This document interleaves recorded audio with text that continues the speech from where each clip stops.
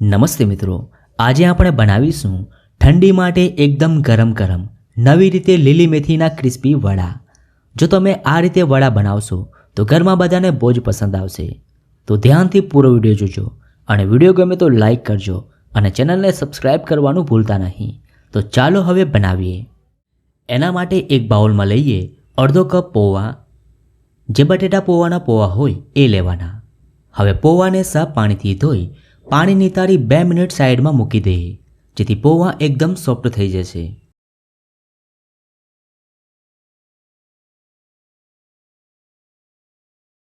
તો 2 મિનિટ જેવી થઈ ગઈ છે।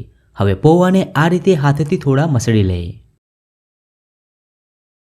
હવે તેમાં એડ કરીએ અડધો કપ કોથમીર,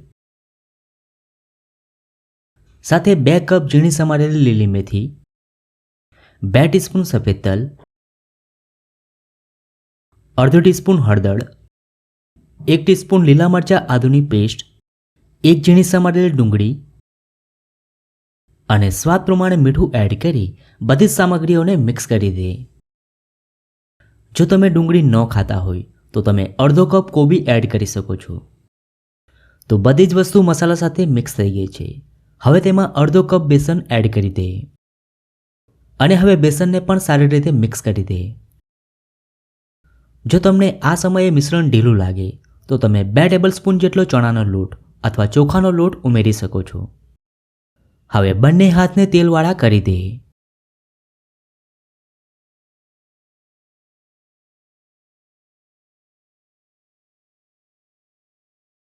અને હવે આ રીતે એક સરખા નાના નાના વડા બનાવી લઈએ।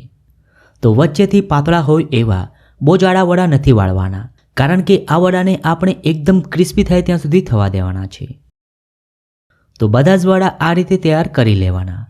હવે આપણે એને તેલમાં તળીશું। હવે ગરમ તેલમાં આ રીતે એક એક વડા એડ કરતા જઈએ। અહીંયા મેં 1/4 કપ તેલનો ઉપયોગ કર્યો છે। તેલ ગરમ થઈ જાય એટલે ગેસની ફ્લેમ મીડિયમ કરી વડાને બંને સાઈડ ગોલ્ડન ક્રિસ્પી થાય ત્યાં સુધી થવા દઈશું। હવે 1 મિનિટ પછી વડાની સાઈડ ચેન્જ કરી દઈએ। જો તમે આવા વડા નહીં બનાવ્યા હોય તો એકવાર જરૂર બનાવજો। ઘરમાં નાના બાળકોથી લઈ મોટા બધાને બહુ જ પસંદ આવશે। તો તમે જોઈ શકો છો વડા બંને સાઈડ ગોલ્ડન ક્રિસ્પી થઈ ગયા છે। હવે વડાને ગરમા ગરમ સર્વ કરી લઈએ।